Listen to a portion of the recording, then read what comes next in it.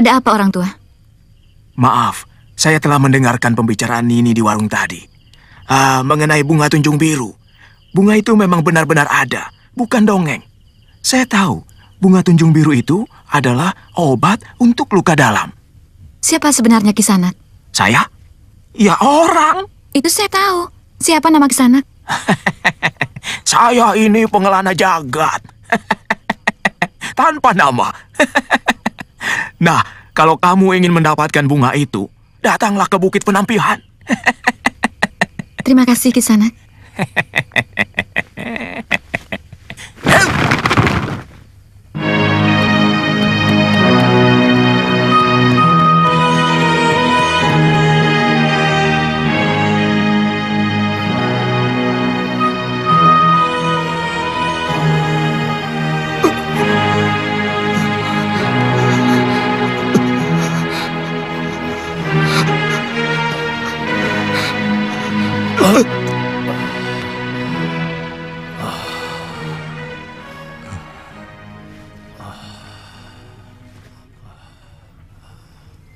Terima kasih, Kek.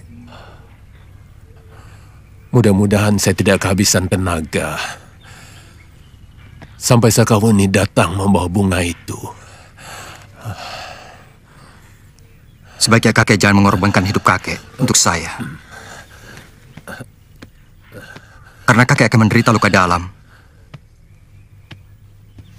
kalau terlampau sering menyalurkan tenaga pada saya.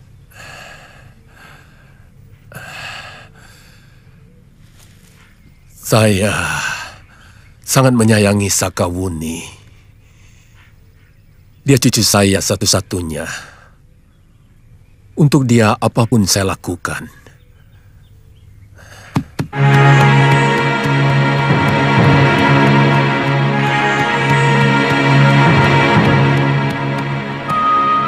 Permisi, Kisanak. Di mana Bukit Penampihan?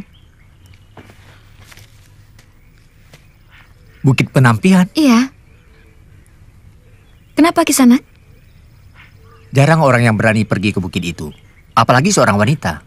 Kenapa? Saya mau mencari bunga tunjung biru. Nini mau menemui Dewi Tunjung Biru? Bukan. Saya mencari kembang tunjung biru. Kisanak pernah dengar? Dewi Tunjung Biru adalah pemilik bunga yang ada di sana. Bukit Penampihan yang berkabut itu, Kisanak.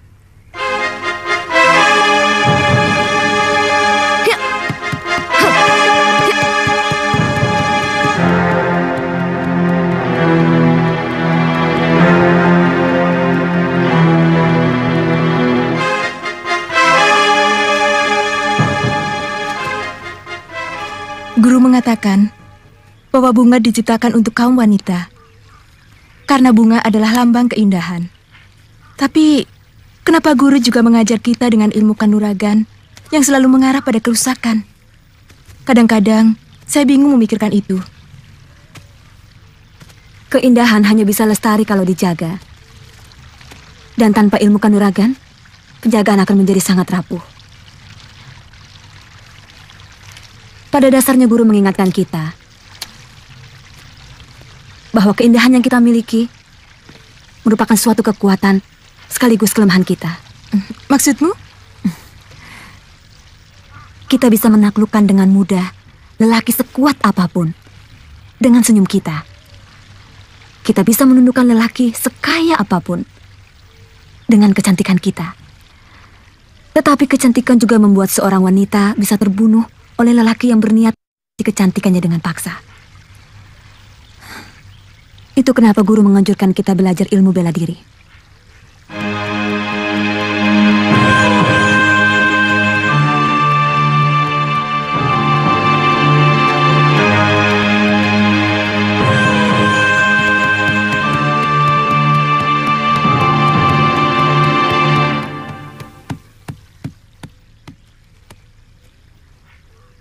Di mana aku bisa ketemu Nyi Dewi Tunjung Biru?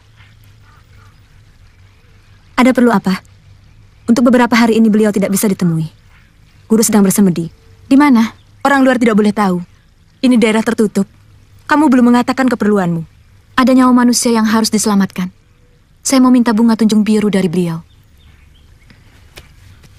Kalau begitu, tunggu saja sampai guru selesai bersemedi. Orang itu tinggal menunggu hari. Berapa lama lagi gurumu menyelesaikan semedinya?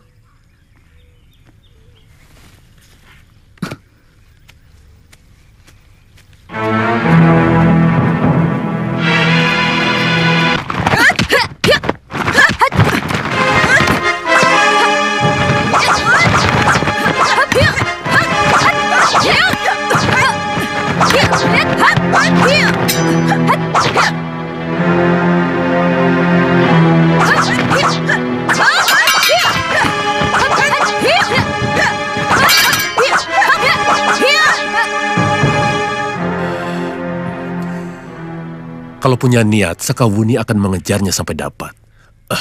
Meskipun nyawa taruhannya. Watak itu juga yang menyebabkan dia bertahun-tahun berkelana mencari orang yang sudah membuat ibu dan dirinya sendiri menderita.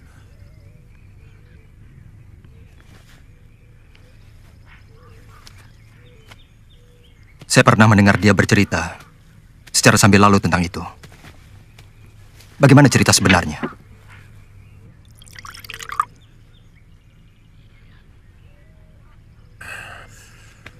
Persoalan sebenarnya sangat sederhana. Barangkali hanya perbedaan pandangan antara kejujuran orang gunung dengan orang kota yang cenderung menyepelekan segala persoalan. Ada rombongan dari kota raja! Ada rombongan dari kota raja! Kedatangan rombongan bangsawan dari pusat kerajaan ke sebuah desa kecil benar-benar sebuah keajaiban. Seolah-olah dewa-dewa yang sedang turun ke bumi.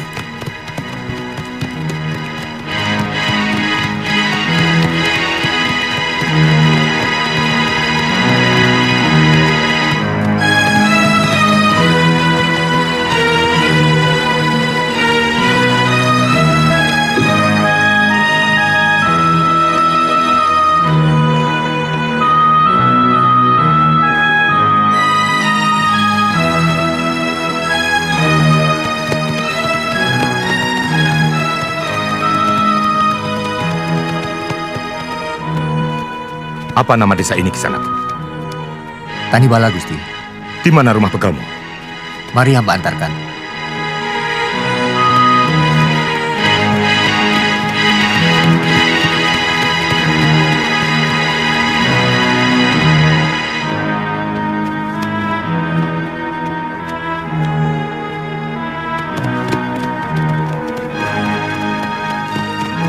Kula nuwun.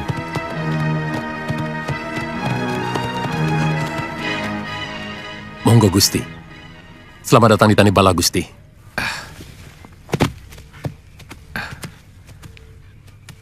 Kami ditugaskan Gusti Prabu Kertanegara untuk menjajah desa Melangkori, melihat dari dekat keadaan rakyat Singosari. Terima kasih Gusti sudi mampir ke dusun kami. Oh iya, saya Kebo Nabrang, dan ini Dinda Banyak Kapuk. Dan yang lainnya, prajurit Singosari yang sangat dibanggakan. Kami sangat mengenal nama Gusti Rake berdua.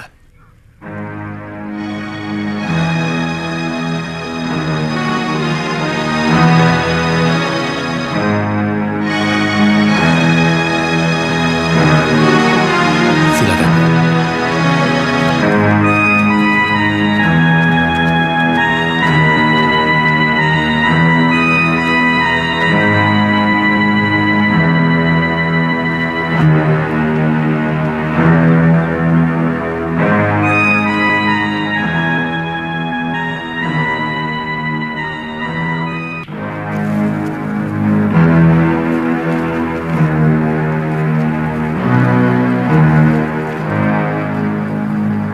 rombongan dari kota raja itulah awal dari malapetaka yang menimpa putri saya.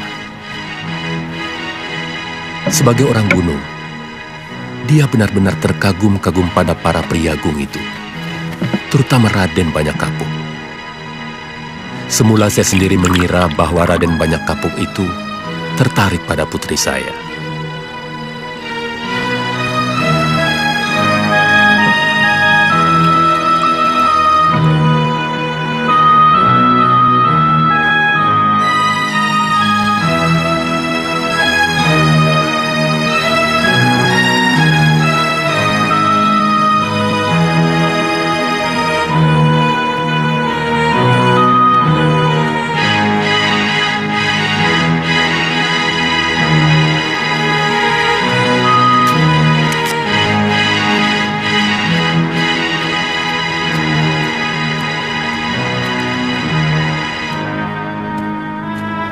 Mau pergi mencuci, Pupu?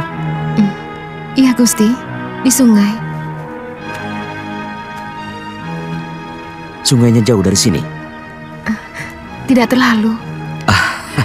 Kebetulan, aku juga mau mencuci pakaian gantiku. Tidak usah, Gusti. Biar hamba yang mencuci. Tidak usah. Aku biasa mencuci sendiri.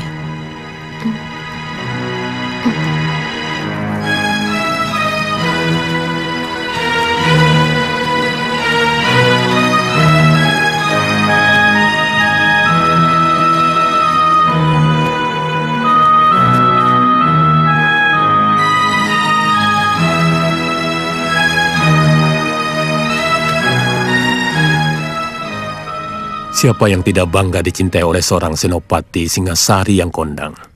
Saya pun bangga dan mengharapkan Raden Banyak Kapuk benar-benar terpikat pada anak saya. Sampai akhirnya, kenyataan pahit itu tiba-tiba tersodor di mata saya. Ketika rombongan dari kota raja itu meninggalkan Tanibala.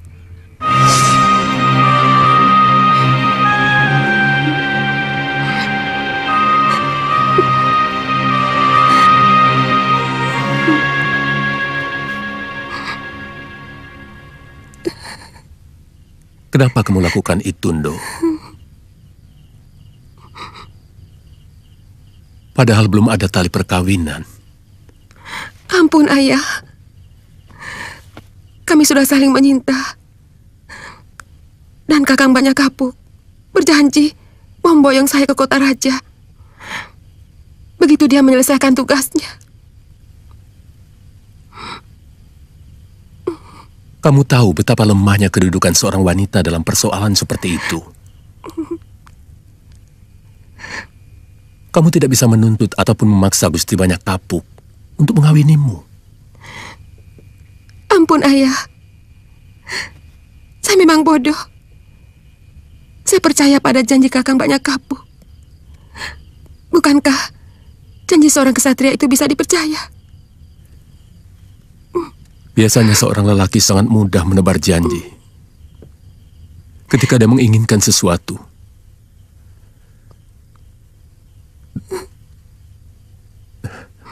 Dan janji itu sangat mudah dia lupakan. Kalau dia sudah mendapatkan apa yang dia inginkan.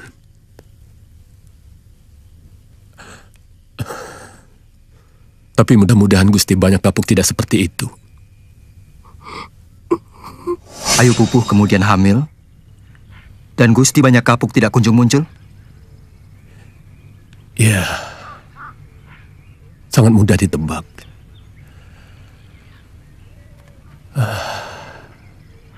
Sesudah kejadian memalukan itu, baru kami menyadari bahwa sebenarnya para priagung dari kota raja itu menganggap gadis-gadis gunung tidak lebih seperti bintang buruan saja.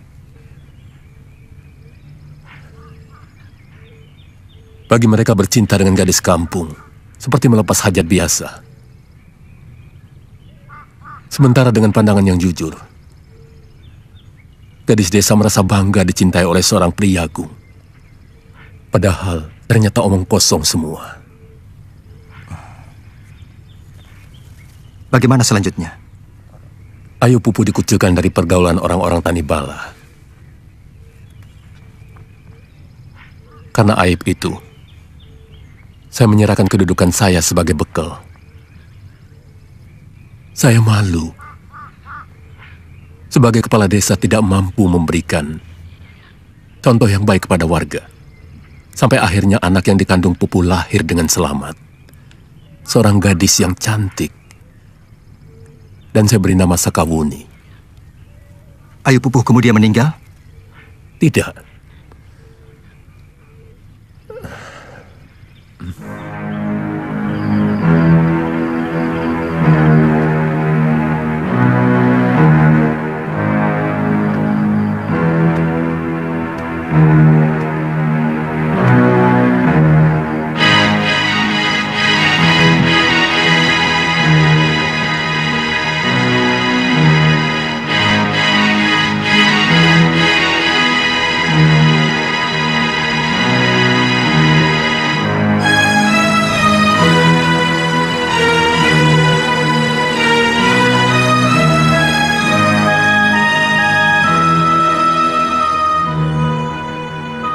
Ayu Pupuh meninggalkan rumah setelah Sakawuni berumur 2 bulan. Sejak itu, Sakawuni saya pelihara dan saya didik dengan baik. Tapi saya menyesal telah menceritakan dengan sebenarnya tentang ibunya. Dia terpukul dan menaruh dendam kepada pria Agung Singasari itu. Sejak mendengar cerita saya, Sakawuni menjadi sangat benci kepada apapun yang berbau Singasari. Ya, setiap bicara masalah Singosari, seluruh tubuhnya seolah diselimuti oleh dendam. Sebenarnya tidak boleh begitu. Karena yang mengecewakan ibunya hanya satu dari sekian banyak pria Agung Singasari. Tapi dia selalu mengatakan bahwa semua pria Agung Singasari harus bertanggung jawab atas nasib buruk yang menimpa ibunya.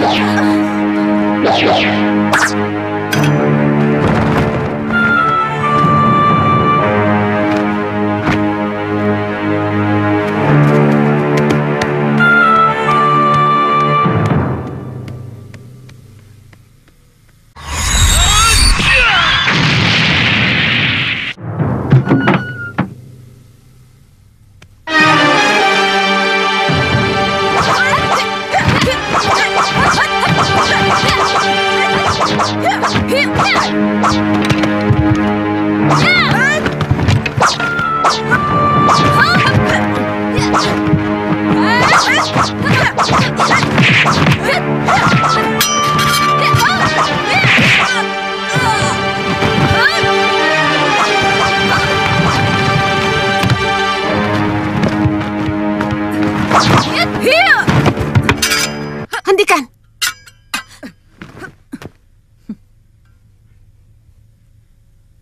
Tidak pantas berkelahi di pertapaanku. Ampun, Sang Dewi.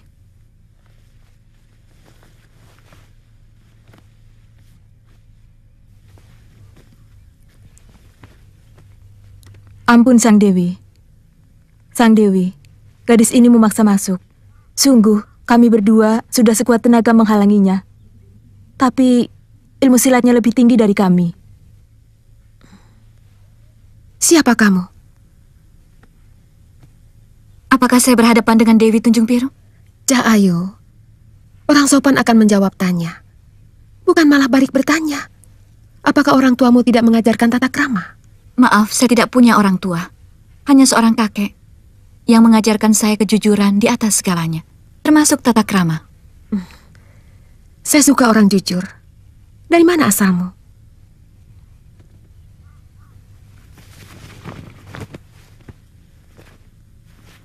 Saya dari desa Tanibala, di lereng Gunung Bromo. Nama saya Sakawuni.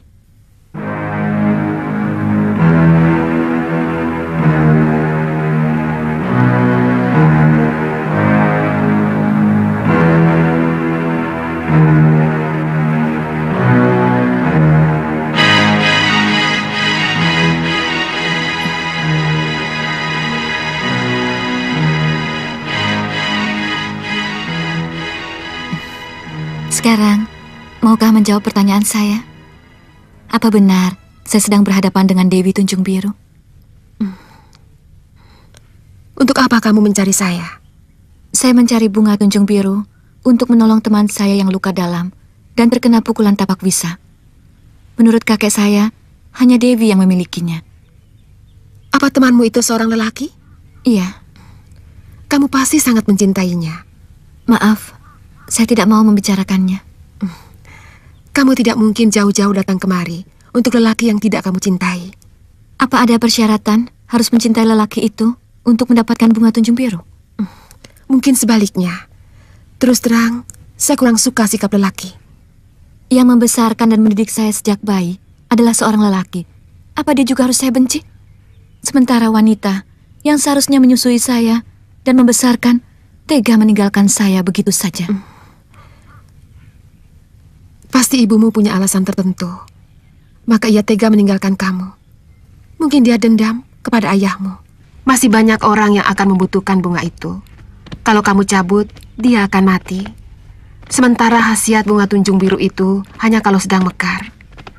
Satu-satunya jalan, bawalah temanmu itu kemari. Keadaannya serah sekali. Bagaimana mungkin saya bawa kemari? Saya tidak akan membiarkan bunga itu mati. Kalau kau ingin temanmu selamat, bawalah ia kemari. Hanya saya yang bisa mengobatinya.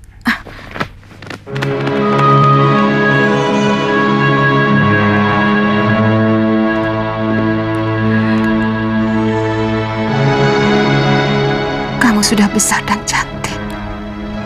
Huni. Apa dia perlu tahu bahwa saya ibunya?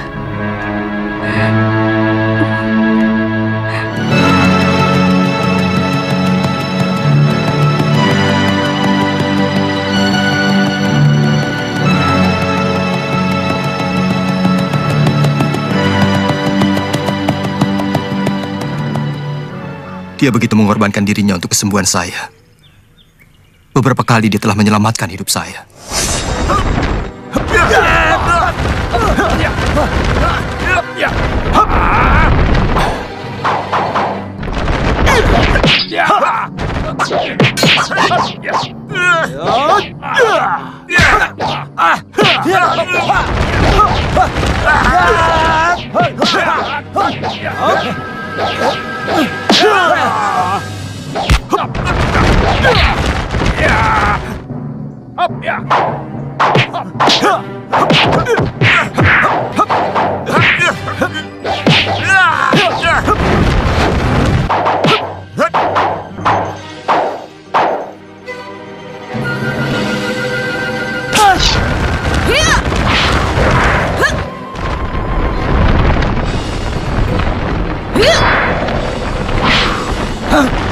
Kurang ajar.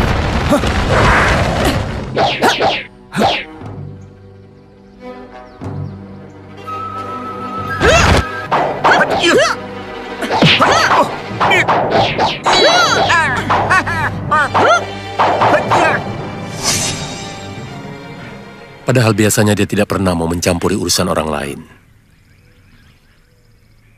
Dia hanya mendambakan rasa dendam kepada orang yang telah mengecewakan ibunya dan juga dirinya.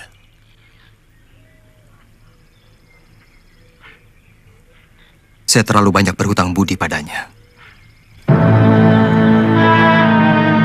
Bibi! Nenek Runting! Kakek Ruang datang! Kakek Ruang datang! Kamu kok teriak-teriak? Kakek Ruang datang! Apa bedanya dia pulang atau tidak?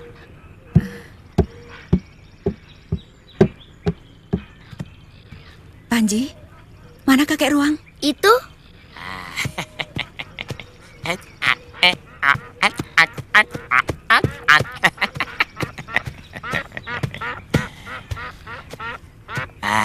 Nini Mesin, saya bawakan burung meliwis sama jamur barat.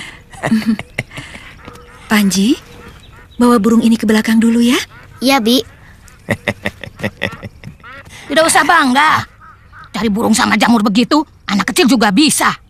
Mana tugas utamamu mencari Kamandanu? Mana? Tidak ketemu. Kok pulang? Kangen sama Panji. Alasan. Mungkin Kakang Kamandanu ditangkap tentara yang telah membunuh ayahnya. Jangan putus asa dulu. Lelaki itu memang pemalas dan penakut. Makanya suamimu tidak ketemu. Mungkin arah saya yang salah. Saya mencari ke arah selatan barat. Siapa tahu dia di arah selatan timur. Atau mungkin malah di utara. Nanti aku sendiri yang cari Kamandanu. Kamu di sini. Jaga Mesin dan Panji. Apa perlu, Nini? Kata orang, godaan terbesar seorang suami ketika istrinya hamil tua. Cintanya mudah luntur. Jangan dengarkan dia, Nini. Tidak satu pun lelaki yang baik di mata Raga Runting. Tidak apa-apa. Kepala saya pusing. Saya mau istirahat dulu.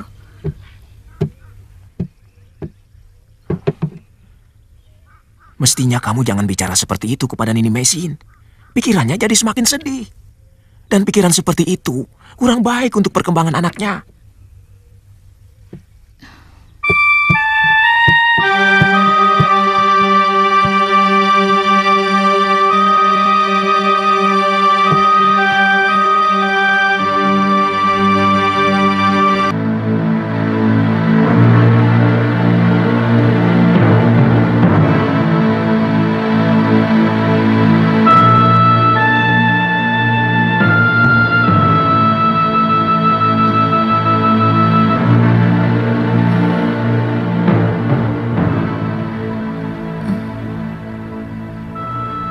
Kenapa saya sudah berada di sini?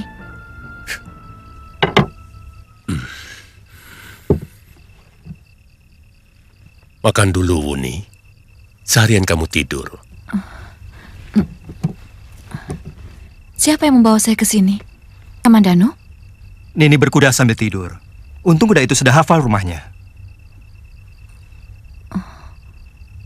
Oh, rupanya sehari semalam saya berkuda. Cepat, bersiap-siap. Kita berangkat lagi, Kakang. Makan dulu. Paling tidak kamu sudah 2 hari belum makan.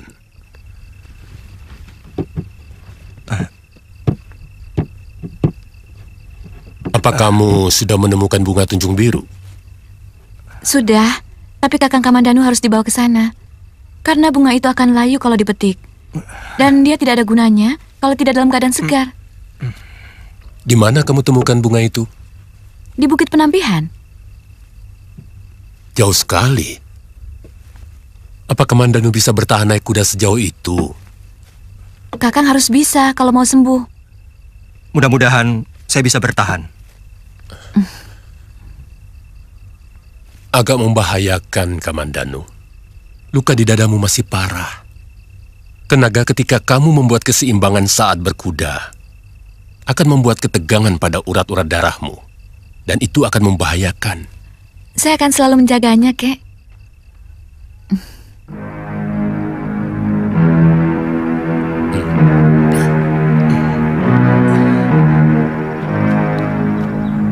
Buni berangkat dulu, Kek. Kalau kakek berhasil menggadaikan sawah untuk membeli kuda, nanti nyusul ke... Bukit Penampihan. Kakang siap?